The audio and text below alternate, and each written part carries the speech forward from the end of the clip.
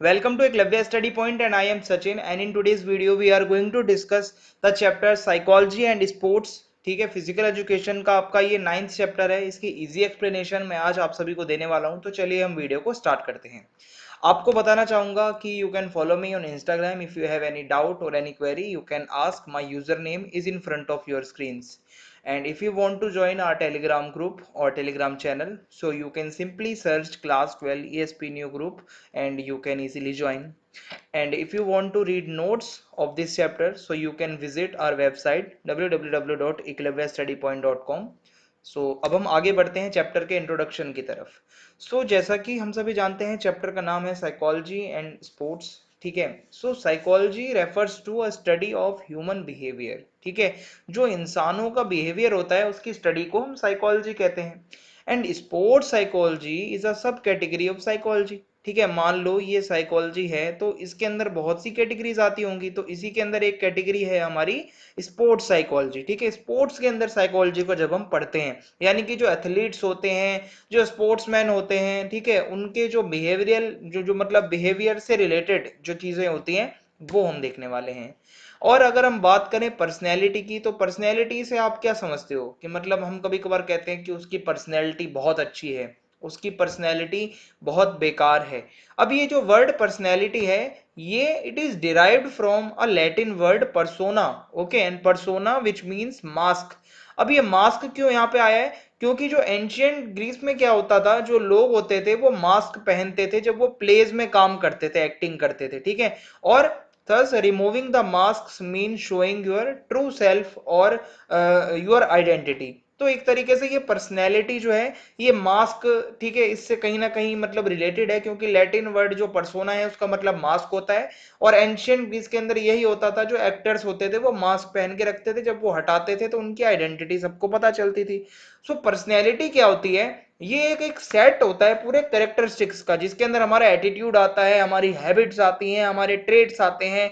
ठीक है, कैसे हम बिहेवियर करते हैं, ये सारी चीजें हैं। अब हम आगे बढ़ते हैं। Types of personality. Basically we have to firstly we have to discuss basis of physical attributes। ठीक है, on the basis of physical attributes अगर हम बात करें तो हर्बर्ट शेल्डन जो है उन्होंने इसको कैटेगराइज किया है। मैं आपको बहुत अच्छे से समझाऊंगा।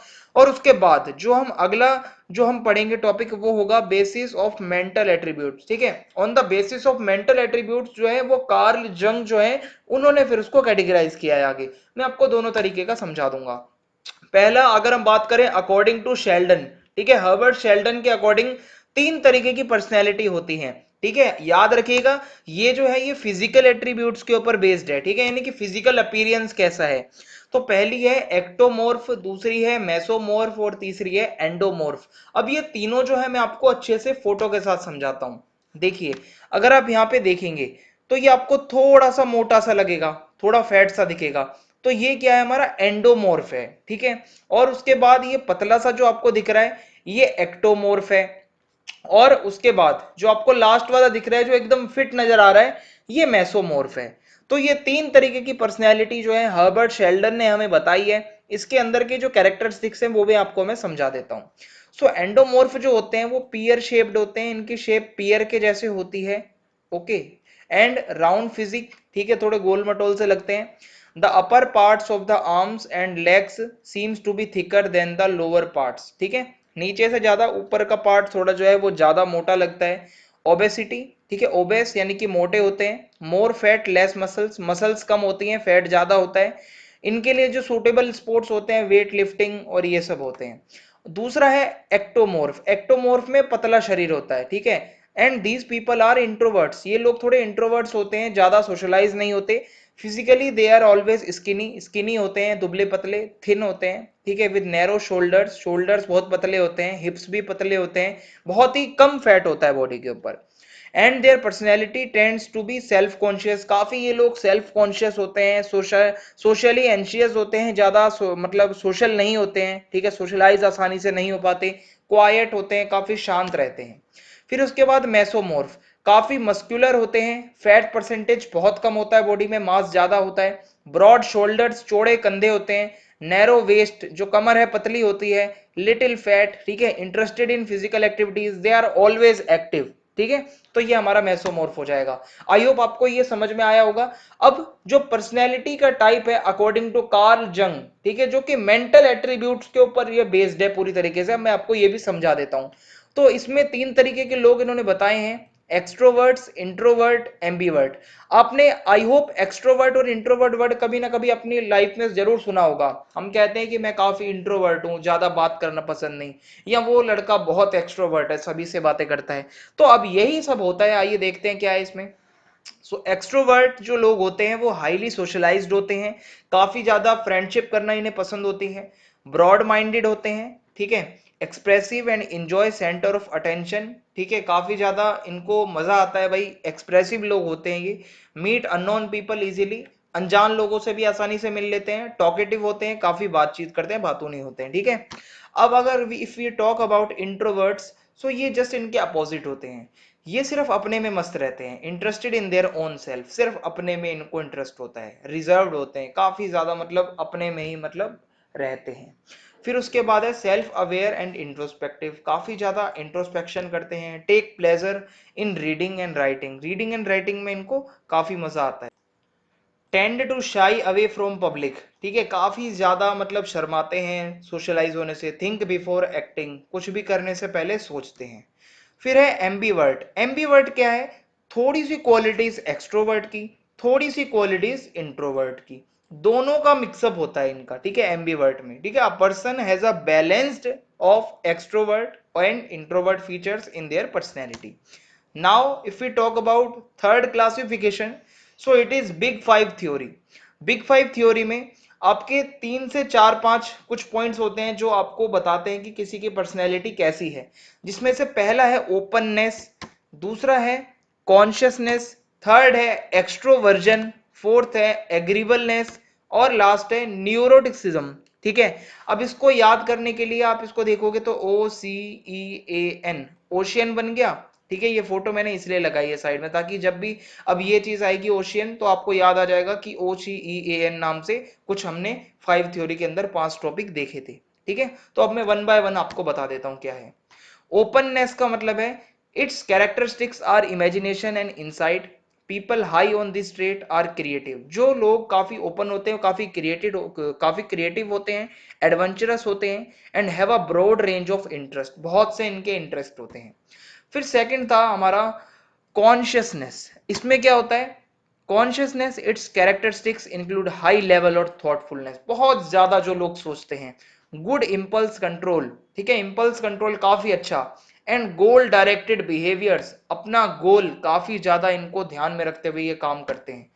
फिर उसके बाद थर्ड है एक्सट्रोवर्जन, एक्सट्रोवर्जन में क्या है, वही एक्सट्रोवर्ट वाली बातें आ जाएंगी, काफी ज्यादा ये लोग सोशेबिलिटी मतलब इनकी जो मतलब काफी ज्यादा ये लोग सोशल होते हैं, assertiveness and high amount of emotional expressive होते हैं काफी, and extroversion shows how social a person is, कितना ज्यादा वो बंदा सोशल है, लोगों से कितना मिलता है, और हाउ लविंग, कितना लविंग है, केयरिंग है एंड वार्म है। फिर एग्रीएबलनेस, इसमें क्या है, दिस इंक्लूड्स एट्रीब्यूट्स लाइक, इसके अंदर कुछ एट्रीब्यूट्स आते हैं जैसे कि ट्रस्ट, अगर आप में ज्यादा एग्रीबलनेस होगी तो आप लोगों पे ट्रस्ट अच्छे से करोगे, हाँ में हाँ भरोगे, काफी काइंड रहोगे आप, affection and other social behaviours, and people high in this trait are cooperative, काफी मदद करते हैं, डिपेंडेबल रहते हैं दूसरों पर ज्यादा, ट्रस्ट वर्थी होते हैं, ठीक है, एंड केयरिंग होते हैं। Now the last one is neuroticism, ठीक है, and its characteristics are sadness, जिसके अंदर ये ट्रेड ज्यादा होते हैं, वो काफी सैड रहता है, स्ट्रेस रहता है, मतलब स्ट्रेस्ड रहता है, एंजाइटी में रहता है, काफी ज्यादा इमोशनल इंस्टेबिलिटी होती है, एंड मूड स्विंग्स होते हैं, ठीक है, इरिटेबिलिटी होती है, नेगेटिव इमोशंस आते हैं, हमेशा सैडनेस रहती है। सो आई होप आपको समझ में आ गया होगा। Now the next topic is motivation. Motivation एक ऐसा वर्ड है जो कि भाई आप इसकी कोई डेफिनेशन नहीं देख सकते, हम अपने डेली लाइफ में किसी ना किसी चीज से मोटिवेट होकर कोई काम करते हैं, ठीक है। आप बैठे हुए हो सुबह, आपको लगता है काफी टाइम से आप पढ़ नहीं रहे हो, आपने सोचा कि नहीं पढ़ूंगा तो मेरे साथ आगे जाके कुछ बुरा हो जाएगा, मैं फ्यूचर में कुछ कर नहीं पाऊंगा, तो आप अपने अंदर से इंटरनली मोटिवेट हो जाते हो। अगर आपको कोई कहता है कि आप अगर अच्छे मार्क्स लाते हो तो आपको अच्छे कॉलेज में एडमिशन मिलेगा, ये एक्सटर्नल मोटिवेशन है, कुछ आपको लालच दी जा रही है, आपको 1 लाख रुपए दिए जाएंगे अगर आप 90% लाते हो, ठीक है, ये भी एक तरीके से एक्सटर्नल मोटिवेशन है। सो आपको मोटिवेशन का मतलब यही समझना है कि एक ऐसी एनर्जी आपको अंदर से फील होना जो कि आपको आपके गोल की तरफ ले जाती है, ठीक है, यही मोटिवेशन होता है सिंपल सी भाषा में। अब मैं आपको समझा देता हूं। The word motivation is derived from a Latin word movere which means to move, यानी कि आप अपने गोल की तरफ लगातार आगे बढ़ते जाएं। Motivation means that one is driven और मूव्ड बाय एन इनर अर्ज, आपके अंदर से वो अर्ज होनी चाहिए, वो काम को करने की वो फोर्स आना चाहिए आपके अंदर कि आप अपना गोल अचीव कर लें, ठीक है। फिर अब आगे है types of motivation. So internal motivation मैंने आपको बताया, इसको इंट्रिंसिक मोटिवेशन भी कहा जाता है, ठीक है, जो कि which drives an individual from within to naturally pursue actions that provide fun, pleasure, fulfillment or challenge, आपके अंदर से ही जब ये सब हो।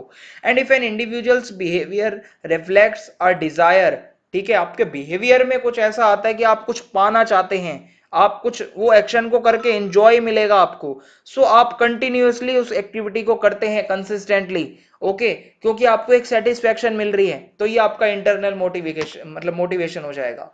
The individual has the desire to perform a specific task, आपके अंदर से अगर डिजायर है आप कोई काम करना चाह रहे हो, because its results are in accordance with his belief system और फुलफिल्स अ डिजायर, आप किसी काम को किसी टास्क को कर रहे हो क्योंकि उसको करने से आपके जो रिजल्ट हैं वो आपके डिजायर को पूरा करते हैं, यानी कि आपको 99% चाहिए बोर्ड्स में, आपके अंदर ये डिजायर है और आप उसके लिए मेहनत कर रहे हो, मोटिवेशन आपको मिल रहा है, सो इट मींस आपका जो रिजल्ट आएगा उसमें आपको कहीं ना कहीं सेटिस्फेक्शन मिलेगी जब भी आप इंटरनली मोटिवेटेड हो रहे हैं। सो आई होप आपको समझ आया होगा। Now if we talk about external motivation, so it is something when motivation is coming from outside, not from inside, okay, and it is also known as extrinsic motivation in is that in which the source of satisfaction does not come from within, हमारे अंदर से वो source नहीं आता, and the behavior is not due to natural urges, ये naturally नहीं होता, instead the behavior or action is influenced by external forces, यानी कि बाहर से कुछ ऐसा हमें देखने को मिलता है जिससे हम इन्फ्लुएंस होते हैं। So the motivation depends upon external factors such as reward, कोई अगर पेरेंट कहता है मैं मोबाइल दिला के दूंगा 100 में से 100 ले आओ, सो ये एक्सटर्नल मोटिवेशन है। स्कूल से अवार्ड मिलता है, एक्सटर्नल मोटिवेशन है। पनिशमेंट का डर है, एक्सटर्नल मोटिवेशन है। सो आई होप समझ में आ गया होगा। अब टेक्निक्स क्या हो सकती है मोटिवेशन लाने की? एक तो रिवॉर्ड्स आप समझ ही गए हैं कि अगर आपको कोई कहता है कि आपको इतने पैसे मिलेंगे तो आप उस काम को करने के लिए ज्यादा एक्टिव हो जाते हो। पनिशमेंट, अगर कोई आपको कहता है कि अगर आप ये नहीं करते तो यानी कि मान लो स्कूल के टीचर ने बोला मंडे को कॉपी चेक होंगी, जो नहीं करेगा उसकी पिटाई होगी, सो ये एक एक्सटर्नल मोटिवेशन मिल गया आपको काम करने का कि करना ही करना है, नहीं करेंगे तो पनिशमेंट होगी। थर्ड है एक्टिव पार्टिसिपेशन, अगर आपका पार्टिसिपेशन एक्टिव रहता है तो आप हमेशा मोटिवेट रहेंगे। Praising students, so if you are teacher and if you are praising your students, so it will influence them, okay, वो आपसे इन्फ्लुएंस होंगे, अगर आप वो अपनी तारीफ सुनेंगे तो उनके अंदर मोटिवेशन आएगा। लाइव टेलीकास्ट, मान लो कोई स्पोर्ट्समैन है, ठीक है, उसको लाइव टेलीकास्ट करके टीवी में दिखाया जाएगा तो वो काफी मोटिवेटेड रहेगा, उसको पता है मैं फेमस होने वाला हूँ, टीवी पे मैं दिखूंगा, ओके, स्पेक्टेटर्स बैठे हैं, सो मोटिवेशन आएगा। नेशनल एंथम्स, नेशनल एंथम चलाने से भी काफी ज्यादा मोटिवेशन आता है। फिर उसके बाद है हेल्दी स्पोर्ट्स एनवायरनमेंट, अगर जो फील्ड होती है स्पोर्ट्स की वो साफ सुथरी हो, हेल्दी स्पोर्ट्स एनवायरनमेंट हो, इक्विपमेंट साफ सुथरे हो, अच्छे हो, तो भी आप मोटिवेटेड रहते हैं। Now the next topic is aggression in sports, aggression यानी कि गुस्सा करना, ओके, अब आगे इसको देखते हैं। So behaviour that results in personal injury or destruction of property is known as aggression. Aggression में हम अपने आप को भी चोट पहुंचा देते हैं, बहुत बार आपने देखा होगा कोई प्लेयर आउट होता है तो वो अपने पैर पे बैट मार देता है, ठीक है।